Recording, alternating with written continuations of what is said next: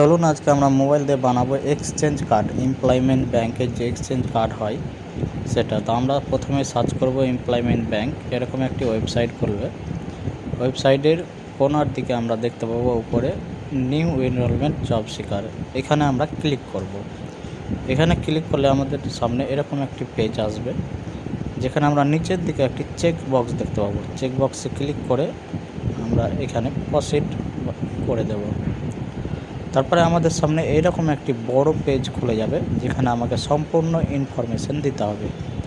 তো চলুন আমরা সমস্ত ইনফরমেশনগুলো প্রথমে দিয়ে দিই, তারপরে আপনাকে দেখিয়ে দিচ্ছি পরস্পর কী কী দিতে হবে।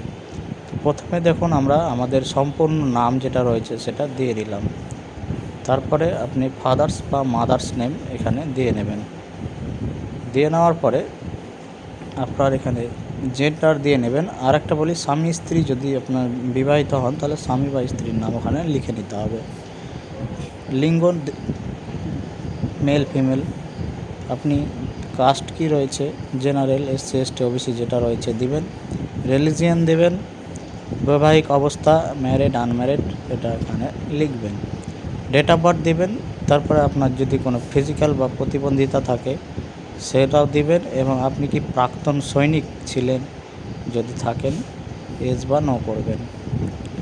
তারপরে আপনারা ডান দিকে চলে আসবেন। এখানে যে পোস্টাল অ্যাড্রেসটি বলা হয়েছে, এখানে অ্যাড্রেসটি আপনি সম্পূর্ণ লিখে দেবেন। তো আমরা লিখে নিয়েছি। আপনি সম্পূর্ণ লিখতে পারেন অথবা গ্রাম এবং পোস্ট অফিস সেটা লিখতে পারেন।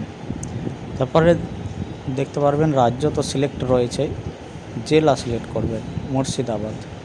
তারপর রয়েছে সাব ডিভিশন। সাব ডিভিশনের পরে আপনাদের সিলেক্ট করতে হবে এক্সচেঞ্জ অফিস। এক্সচেঞ্জ অফিস যেটা সেটা আপনি সিলেক্ট করে নেবেন। আমার জঙ্গিপুরে এক্সচেঞ্জ অফিস, এই জঙ্গিপুর সিলেক্ট করে নিয়েছি। আপনার মোবাইল নম্বর অবশ্যই দিবেন, ইমেল আইডি দিয়ে নেবেন। তারপরে নিচে চলে আসবেন। নিচে আসতে এখানে দেখুন যেগুলো আপনাকে দিতে বলা হয়েছে, এখানে আপনাকে শিক্ষাগত যোগ্যতা দিতে হবে। প্রথমে আপনি আপনার মাধ্যমিক শিক্ষকতা, উচ্চ মাধ্যমিক শিক্ষকতা, গ্র্যাজুয়েশন যেগুলো রয়েছে সম্পূর্ণ এখানে দিতে পারবেন। তো দেখুন আমরা দিয়ে নিয়েছি প্রথমে মাধ্যমিক। তারপরে আমরা দিয়ে নিয়েছি যে কোন বোর্ড থেকে পাস করেছি। তারপরে আমরা দিয়েছি কত পার্সেন্ট নাম্বার পেয়েছি এবং কোন সালে পাস করেছি। তারপরে আবার অ্যাড নিউ করেছি। অ্যাড নিউ করার পরে উচ্চ মাধ্যমিক দিয়েছি, উচ্চ মাধ্যমিক কোন বোর্ড থেকে পাস করেছি এবং কত সালে পাস করেছি এবং কত পার্সেন্ট নাম্বার পেয়েছি দিয়ে নিয়েছি। এই দুটোই আমি দিয়েছি। আপনার যদি আরও কোনো ডিগ্রি থাকে সেগুলো অ্যাড নিউ করে আপনি দিতে পারবেন। তারপরে আমরা চলে আসছি নিচে ল্যাঙ্গুয়েজ, ভাষা। ভাষা অনেকগুলো রয়েছে, আপনি যতগুলো ভাষা জানেন এখানে অ্যাড করে নিতে পারবেন।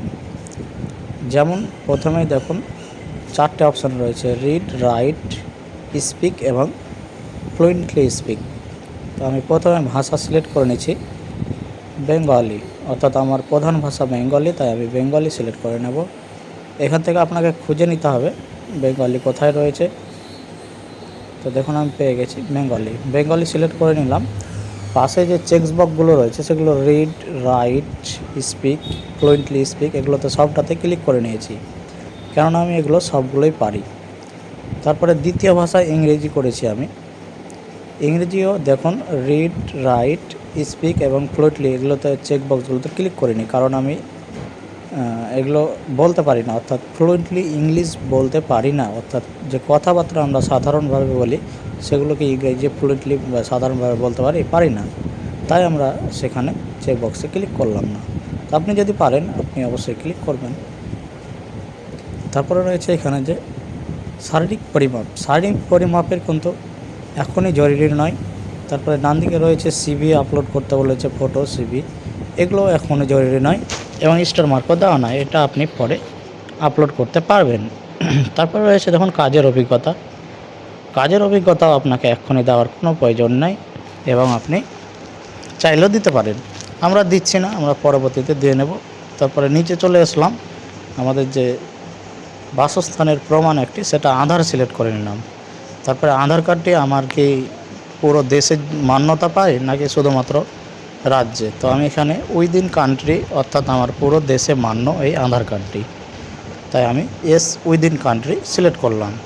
তারপরে ডান দিকে দেখুন আমি যে আধার কার্ডটি সিলেক্ট করেছি সেই আধার কার্ডের নাম্বারটি এখানে দিয়ে নিয়েছি, কেননা এখানে যে আধার কার্ডটা দিলাম তার আইডি নাম্বারটা দিতে হবে। তারপরে ওখানে আমার যদি বিপিএল কার্ড থাকে তাহলে এস করব, নিচে রয়েছে ক্যাপচার দিয়ে নেব।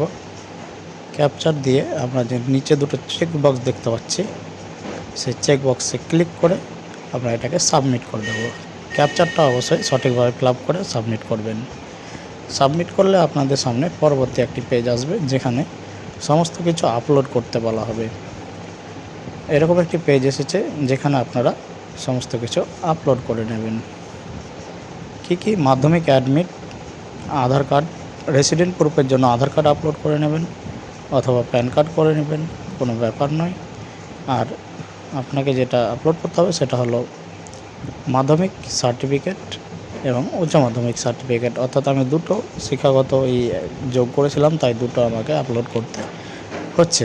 তো আমি এক করে আপলোড করে নেব। আপলোডটা অবশ্যই আপনি 100 কেবিতে পিডিএফ করে রাখবেন প্রত্যেকটা ডকুমেন্টস। তো আমি পিডিএফ করে রেখেছিলাম, দেখুন আধার কার্ড, অ্যাডমিট কার্ড, এগুলো সব পিডিএফ করে রেখেছিলাম 100 কেবির মধ্যে।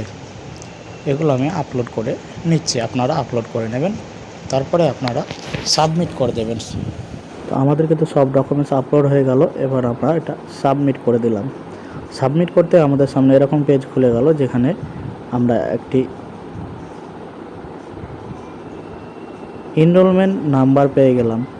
এই এনরোলমেন্ট নাম্বারই কিন্তু আমাদের এক্সচেঞ্জ আইডি নাম্বার। এটা আমাদের স্ক্রিনশট বা একটি প্রিন্ট আউট করে রেখে দিতে হবে। এবার এই এনরোলমেন্ট আইডি, যেটা টেম্পোরারি এনরোলমেন্ট আইডি লিখেছে নাম্বার, সেটাই কিন্তু আমাদের পার্মানেন্ট নাম্বার। এটা আপনি রেখে দেবেন এবং একটা পাসওয়ার্ড আপনার মেসেজে আসবে, অর্থাৎ আইডি, এই যে আইডিটা রয়েছে এই আইডিটাই আসবে এবং পাসওয়ার্ড একটা আসবে। এই আইডি পাসওয়ার্ড দিয়ে আপনারা পরবর্তীতে আবার এখানে এসে লগ ইন করবেন এবং আপনার যে পাসওয়ার্ডটা মেসেজে আসবে, আপনার যে এক্সচেঞ্জ অফিস সিলেক্ট করেছিলেন তারা অ্যাপ্রুভ করবে, তারপরে আপনার মেসেজে আইডি এবং পাসওয়ার্ড পাঠিয়ে দেবে। সে পাঠানোর পরে আপনারা এখান থেকে লগ ইন করবেন। আবার এসে লগ ইন করে আপনারা পাসওয়ার্ড চেঞ্জ করে নেবেন। তো পরবর্তী ভিডিওতে আমরা দেখাবো কিভাবে লগ ইন করবেন এবং পাসওয়ার্ড চেঞ্জ করবেন। এবং মেসেজে আমার চলে এসেছে আইডি পাসওয়ার্ড তারপরের দিনই। তো আপনার এক্সচেঞ্জ অফিস কদিনে করবে, আগামী 1 সপ্তাহের মধ্যে অবশ্যই করে দেবে, তবে 2-3 দিনের মধ্যে হয়ে যায়, কেননা এখন অনলাইনে শুধুমাত্র অ্যাপ্রুভ করে দিলে কাজটা মিটে যায়, তাই তারা অ্যাপ্রুভ করে দেয়। তো আমারটা অ্যাপ্রুভ করে দিয়েছে, দেখো আমি মোবাইলে মেসেজ চলে এসেছে, আমি মেসেজটি দেখাচ্ছি।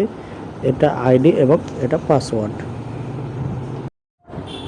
দেখুন চলে এসেছে আমার মেসেজ। আমি গোল করে ঘেরে দিয়েছি, 22 তারিখ মেসেজ এসেছে এবং 21 তারিখ আমি আবেদন করেছিলাম, অর্থাৎ একদিন পরেই কিন্তু আমার চলে এসেছে। দেখুন দিয়েছে, welcome Shahadat Ali, your employment bank user আইডিটা আমি একটু ঢেকে দিয়েছি নাম্বারটা প্রাইভেসির জন্য, এবং পাসওয়ার্ডটা দেখুন পাসওয়ার্ড দিয়ে দিয়েছে এরকম IS2EBF, এটা হচ্ছে পাসওয়ার্ড। এই আইডি এবং পাসওয়ার্ড দিয়ে আমরা পরবর্তীতে লগ ইন করতে পারবো। তো এই ছিল ভিডিও ভালো লাগলে অবশ্যই একটি লাইক করে দেবেন এবং চ্যানেলে নতুন হলে চ্যানেলটি সাবস্ক্রাইব করে পাশেই থাকবেন।